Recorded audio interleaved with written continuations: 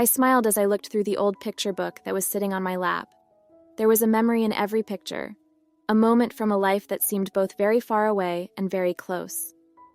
In the beginning, days spent with Michael were full of laughs, unplanned road trips, and late-night talks outside under the stars. We met in college as two young people with big dreams, and we quickly became best friends. I am Jennifer, just graduating from college, with my friend Michael. We spent most of the time, and finally, we decided to get married. Our wedding wasn't very fancy, but the warmth and true happiness that were there made up for it. Without breaking our promise, we promised to be there for each other through good times and bad. I believed in forever at that time, and Michael's eyes told me the same thing. The years that followed were full of both happiness and habit. Michael's marketing business took off, and we were able to live a good life. I, on the other hand, had to balance my job as a graphic designer with becoming a mother. After having 3 beautiful children, our family picture looked like it was complete. Holding this album in my hands, I could see that every birthday, anniversary, and family vacation was carefully recorded and honored. With each page turn, a cloud fell over those happy memories. The happiness they showed seemed like a carefully put-together front. It began to fall apart that fateful night when Michael came home with a look in his eyes that I had never seen before, fear and sorrow. That night, Michael sat down across from me at our wood dining table, which had been the site of many happy family meals and late-night budget talks. This time, though, the air was tense and a quiet storm was starting to form. "Jen, I need to tell you something," Michael said, his voice barely above a whisper. He was toying with cutting boards he hadn't used yet. I got a chill, like something bad was going to happen soon. "What's wrong?" I asked with a heavy heart as I got ready for what might happen. Michael took a deep breath, but his eyes didn't meet mine. The way he said it, "I've found God, Jen," made it sound like a confession. "And I've realized I need to be honest with you about my past mistakes if I'm true to follow this path." The next few words seemed to come from someone else. Michael said he had relations with other women twice 10 years ago. His words made my world, which had been so safe and happy before, start to fall apart. Not just the acts themselves, but also the 10 years of lying made me feel violated. Our fight was the kind of honest, painful fight that hurts both people and leaves scars on a relationship. We went to marriage counseling to find a way forward. There, I told a stranger how hurt and confused I was, hoping that our love could be saved. I chose to forgive him even though it was hard and caused tears. I believed in our past and the family we had built together. Next, Chapter 2, A New Betrayal. I thought that things were getting back to a normal level of life. It took a lot of work to rebuild the trust that Michael's statements had broken. While our smiles and vows were getting better, Michael had started to go down a different, more dangerous road. When my phone rang with a message from a number I didn't know, it was just another night. The message said, "You deserve better," and it came with pictures of Michael with another woman that made their close relationship clear. It turned out that the emotional affair had become sexual. That night's fight was very explosive. I felt even more betrayed, and the new cuts made my heart harder. Because I was so upset, I sent the pictures to all of Michael's friends, which made them look bad in public. I thought he was telling the truth when he asked for another chance and broke up with the woman in front of me. Next, Chapter 3, The Cycle of Lies. But lies always find a way to come out. After only 1 month, I found out from a friend that Michael was still talking to the other woman. What they said was the last straw. I threw him out again, but this time I was so determined that I couldn't believe it. During the time we were apart, I started talking to a new person, a man from college who I had recently met again.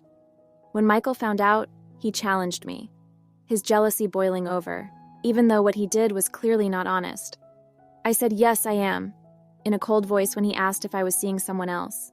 "What does it mean to you?" "We're no longer together." Still, the cycle kept going. Michael came back beseeching and promising, and I let him move back in because I was worried about my kids and my finances as I neared the end of my college career. But he kept telling small lies, like that he didn't smoke in my car even though there was a hole in the seat from the fire. Enjoying the story so far? Show your support by liking and subscribing to our channel. Now let's dive back into the story. Next, Chapter 4, The Final Straw. When I got tired of being lied to all the time, I chose to get revenge in a way that mirrored how I felt when I was lied to. I stayed in a relationship with the other man in secret while being a good wife to Michael. My love for him had faded, and I was now filled with a cold purpose.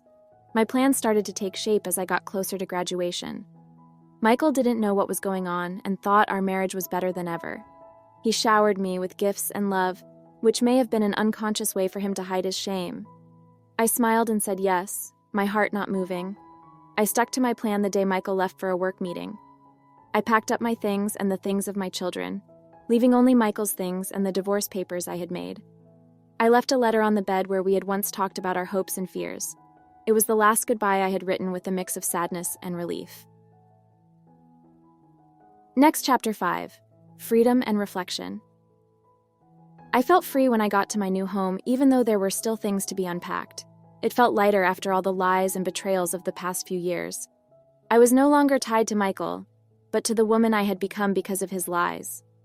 As I got used to my new life, I started to do really well at work. It seemed impossible for me to be happy in the last few years of my marriage, but I was.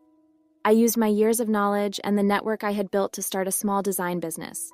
I had a lot of freedom to be creative, face obstacles, and enjoy the process of making something on my own. Next, Chapter 6. Freedom and Reflection. Continued. My kids were amazingly resilient as they got used to their new home. As I watched them, I felt proud and relieved at the same time. I was thankful that they could deal with change in a good way. When my oldest started high school, he showed a strong interest in art, which may have been affected by my job.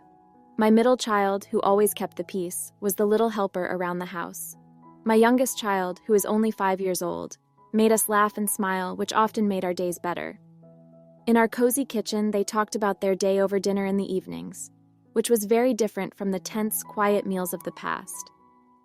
I made sure to create an open and trusting environment because I wanted my kids to feel safe talking about how they felt. Michael, on the other hand, tried many times to get me back. He texted me, left voicemails, and even came to my new house a few times, but I always said no.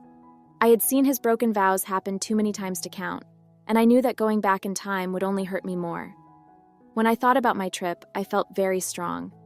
It took betrayal and sadness for me to become stronger and more independent. It wasn't just about getting over Michael. It was also about finding myself again, making my life my own, and making sure my kids grew up in a loving, healthy home. Next, Chapter 7. Looking Forward. Years later, I stood on the porch of my growing home and looked out over a yard that was full of springtime flowers. I had grown my business and also became a local advocate for women in similar situations. I helped them and told them my story to give them strength. Things were also going well in my personal life. I was hesitant to start a new relationship at first, but I finally met someone who believed in the same values I did and respected my past. They shared my dedication to family and honesty. We put our lives together, starting a new next chapter full of trust and respect for each other. When I thought about what I had learned, I understood how important they were. To find peace, I had to forgive, and I chose to move on. I turned my deepest hurts into knowledge and used them to get better and help other people. As the sun went down and cast a warm glow over my house, I was deeply thankful for where my path had led me. Life wasn't about the hard times you went through, but how you got through them and used them to make you better. Let's conclude our whole story shortly. I think about the way I've come this far a lot. This journey has been hard at times, but each one has taught me more about being strong, brave, and motivated to make things better for myself and my kids. I'm not angry anymore.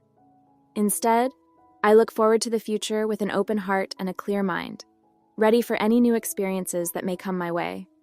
The story of how I went from being a hurt husband to a strong, successful person shows how important it is to be strong and believe in yourself.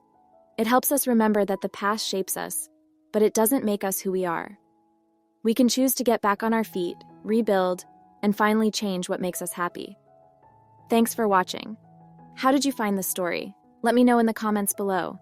Remember to like this video and subscribe to our channel for more awesome stories like this. Your feedback means a lot.